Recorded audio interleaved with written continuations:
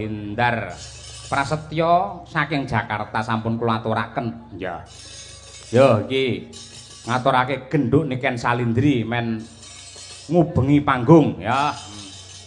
Tapi Mas pelokipun Mas Dar. Kaya apa? Kur nangis sajroning atiku.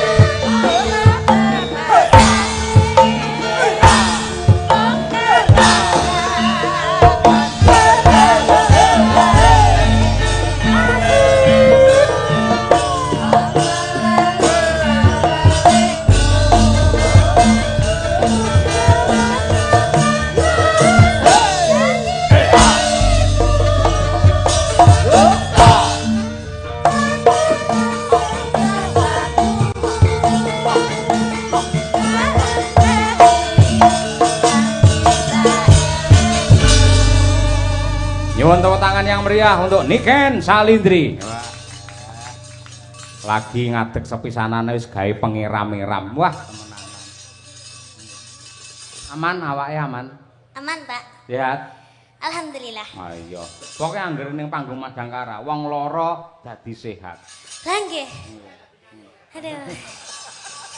Lambene kancane sing elek, wong melek dadi ngantuk. Tapi saestu, Pak. Pripun? Dalu niki kula alhamdulillah pun sehat. Jare wingi ya bar opnam. Nggih, ndek wingi opnam. Diimpus. Nggih, diimpus. Sing impus sapa kean? Sing impus sustere. Sustere ya. Nggih. Jane karo dokter wis entuk tanggapan apa durung asline? Sebenarnya dereng. Dereng nggih. Nggih, dereng. Kenapa alasan Anda kok malam hari ini rawuh ning Laladan Sambi? Karena saya sudah berjanji bahwa saya bisa datang di malam hari ini, makanya saya harus tetap profesional, Pak. Oh, hebat. Tepuk tangan untuk Niken Salindri lah ngono kuwi. Janji itu harus ditepati, Pak. Nah, Wes ngomong, Mbak Niken, tanggal segini bisa, nggih, kula saguh, kula hadir, kula nggih harusnya menepati janji itu. Saya juga harus datang. Kaya ngono kuwi. Nggih, leres. Pancen sing apik kaya ngono kuwi. Sampeyan ki dadi seniman multi talenta, ndelalah wayang saiki mulai hidup lagi karena ada Niken Salindri. Biyen ki jarang emak-emak, bocah wedok enom ki nonton wayang. Ning mergo adanya Niken Salindri, akhire iki lho cah nom-nom kabeh do nyuting kaya ngono kuwi. Nggih, alhamdulillah, amin. Matur nuwun sik karo Burini. Nggih, kula ngaturaken matur sembah nuwun sangat kagem Burini kalian Bapak Indar dan juga Mbak Delva. Nggih, Belva Putri. Mbak Belva. BORD. D B babi. B. Lah ini B, Pak. Iya, B. Kalau D kan darah. Oh iya. Iya, D darah. Nama lengkap Belva Putri Prasetya. Umur 17 tahun. Oh, berarti sama. Tahun 2008 juga. Oh iya. 2009. Oh iya, semoga. Apa bintangnya apa berarti? Apa? Lah kuwi tahun 2008 kuwi. Kuwi sasi apa? Kok sik ta kuwi sasi apa? Kula Juni. Juni kuwi apa kuwi? Kula Cancer. Oh, padha karo aku. Napa? Jenengan nggih Juni. Juli ning yang mlebu Cancer. Cancer. Ya Cancer ya batangan ngaplak. Bulan apa, Mbak? Oh, bulan ini sekarang. Oh, sekarang ulang tahun. Oke. Oh, 19. Oh ya, semoga panjang umur sehat selalu. Dan juga Ibu Rini sekeluarga, Bapak, matur sembah nuwun, mugi-mugi rezekine kathah barokah, turah-turah ora lokane malah kebak. Mugi-mugi awet leh momong anak putu. Amin. Mugi-mugi sukses selalu. Dan semoga tiap tahun diadakan acara seperti malam hari ini. Amin ya rabbal alamin. Kuwi ucapan untuk yang lagi ulang tahun. Upamane lagi pernikahan ucapannya piye? Kalau lagi pernikahan ya semoga menjadi keluarga yang sakinah mawaddah warahmah, semoga cepat diberi momongan. Oh iya, upamane terus apa kuwi jenenge pernikahan Mas ngono piye? Oh, pernikahan Mas 50 tahun berarti Pak ya. 50 tahun ya semoga awet leh momong anak putune, mugi-mugi panjang umure ngaten. Yen sunatan. Sunatan ya semoga menjadi anak yang soleh, semoga cepat membesar dengan baik, semoga. Kok kata-katamu apik mau, anak yang soleh, bagus. Ya? Kok bar kuwi membesar dengan baik iki lho? Pertumbuhannya. Oh, pertumbuhannya. Pertumbuhannya harus membesar dengan baik. Oh. Gizi yang baik, jangan gizi buruk. Oh, gitu. Iya. Ini kita ngomongnya positif aja, Pak. Positif thinking ya? Iya, oke, positif siap. aja. Semoga cepat sembuh. Semoga tidak membengkak. Membengkak, iya. Yen sunat cara saiki adik-adikmu ya? kuwi nganu ngangge apa jenenge laser wis maju to. Enek sing luwih maju meneh. Apa itu? Dadi dijak main PlayStation, dhek fokus rono. Dadi iki lho, Oh, kulupe iki diketok ora krasa. Ngerti ora kulupe? Kulup. Berarti di situ ada kulupannya. Kasih pecel gitu. Ora ngono sayang. Gimana Kulup sayang? iki biologis ya ora rusul ya. Ya. Dadi wong lanang kae lek enek helme to. Lah helme Abot kuwi. to Pak dikai helm. Lah timbang cekel polisi. Cilike sakmono lho Pak. Heh. Helme sak pira? Lah ya paribasane jenenge. Aku lek cilik ya helme ya cilik padha wae ngono kuwi. Oh iya, kasih Lah sing helm. diketok kuwi ngono. Helmnya. Kuwi jenenge kulup. Mula anggere wong tuwa nyeluk anake, ngger kulup ning wayang ngono ki lho.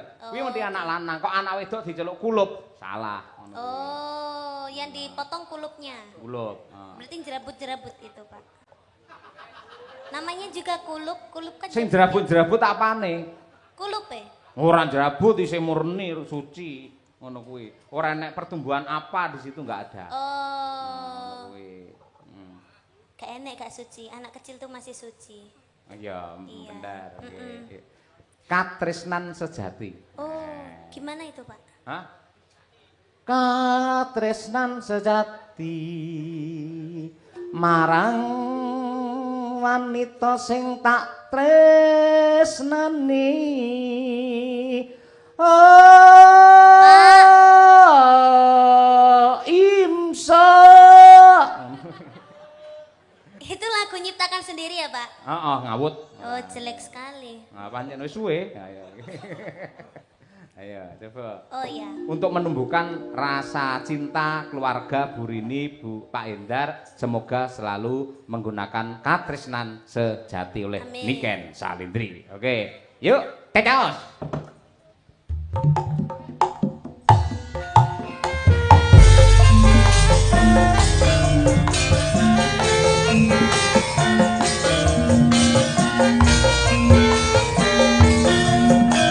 Sanidi dimanapun Anda berada.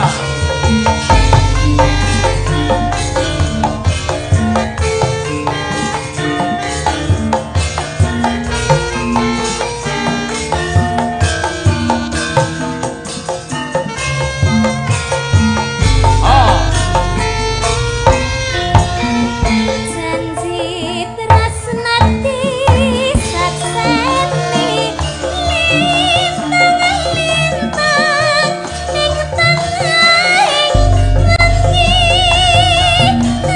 ati kangen asmara Gusti kula paringan rembulan ning wayang wengi nantai kakasing ati papacenatin ning andi doang bagas kang tak anti-anti.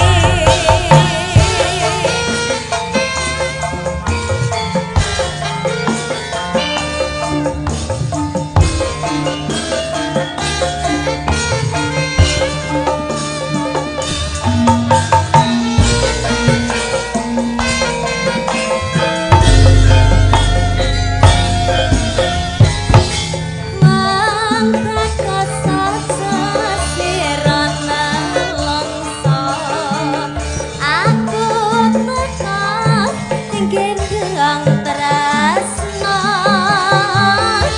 lalangan asmara gawe sewu rasa tanggari hati kuciwa Kang Mas tantram natimu kesatya nganteni sliramu. Hei. Mulai jam 3. Kaya ngono, Nduk. Ora pengen leren nyinden nyanyi tok ngono lho ben ra kesel ngono lho kan.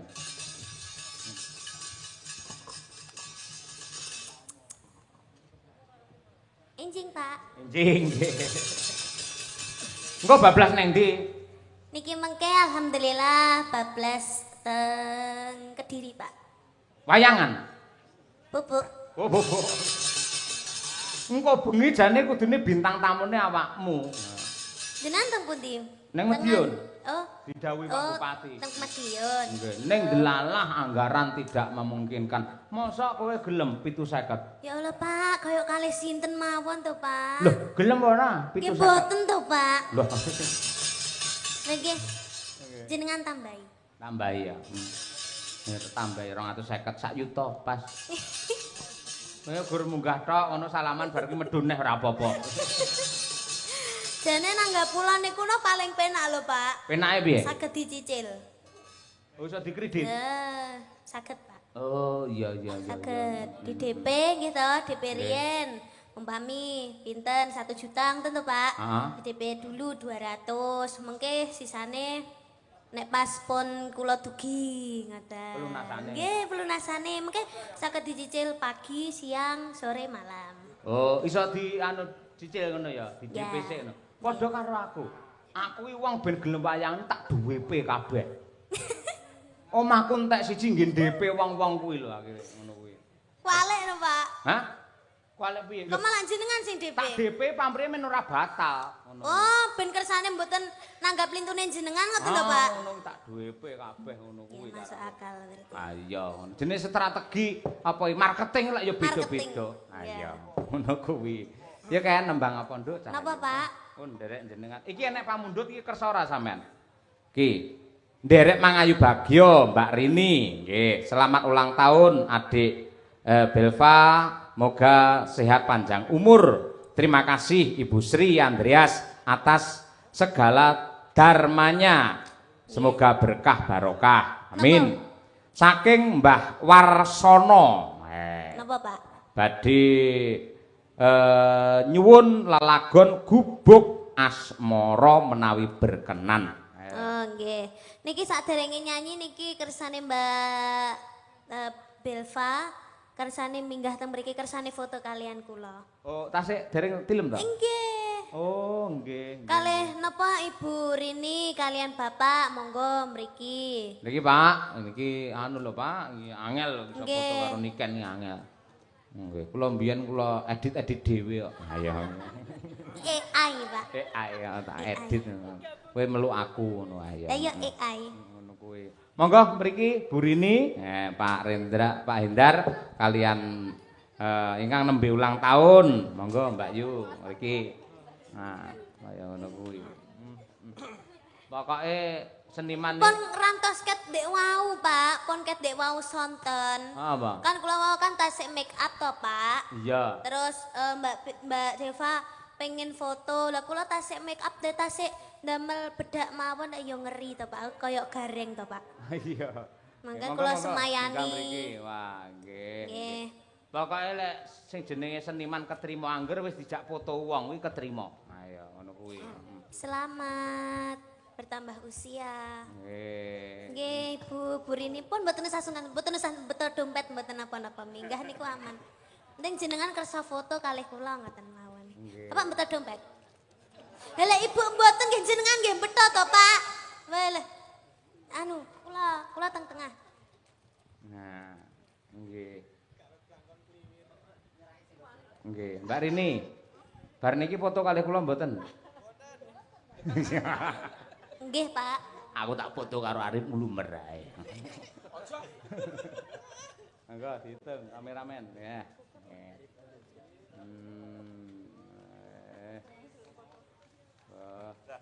Sudah. Nggih.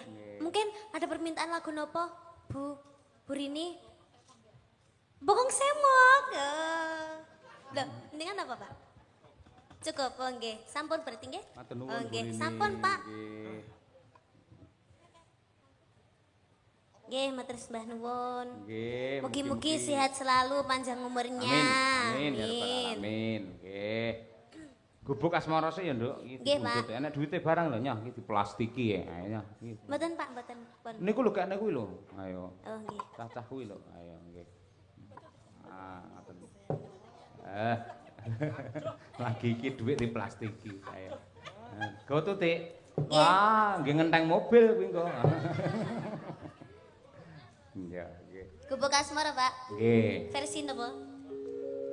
Jaranan. Nggih, siap. Sik kuat to? Duh kuat Pak kula. Ah syukur nggih. Bawani sik nika. Nggih. Napa Pak bawane? Nyingkar. Ayo. Nyingkar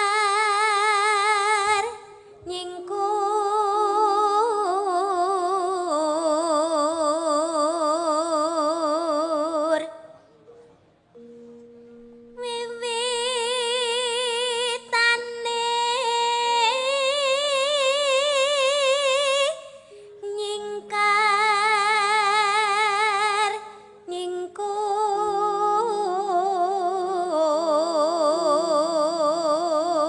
nyingkur lingsem yen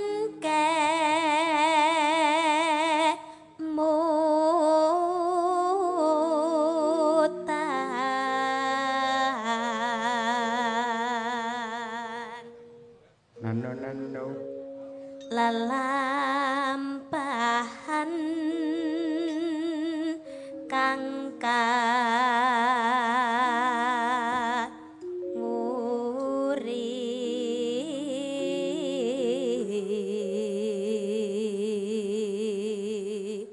Nano. tresno tulus nadyan engku bekas mara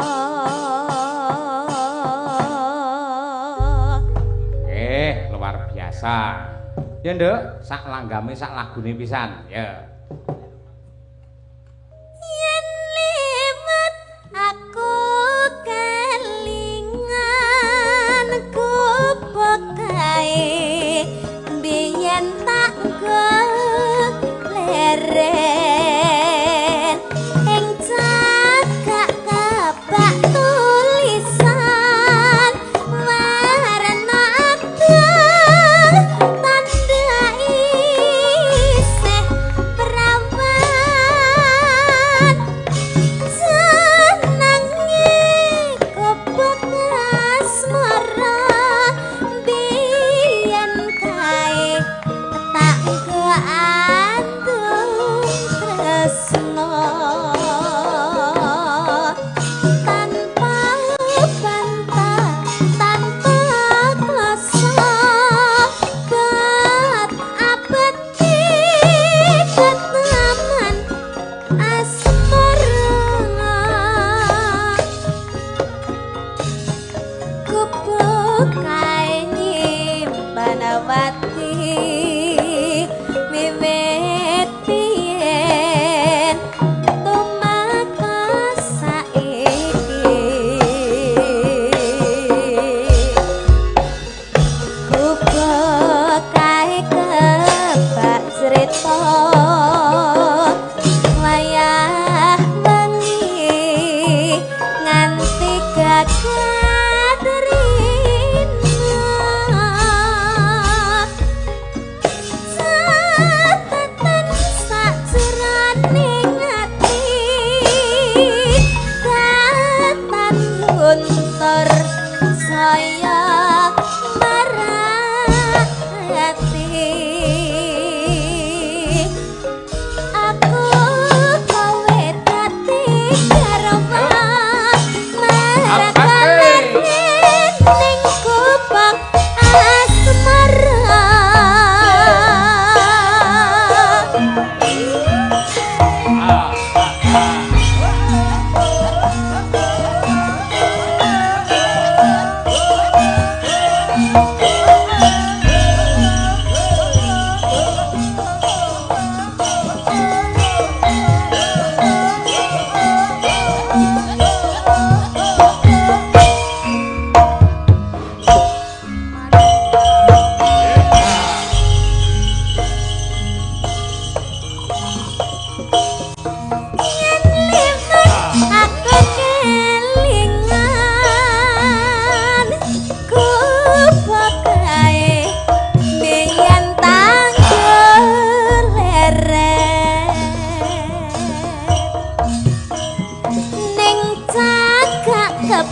tulisan warna abang tanda isih perawan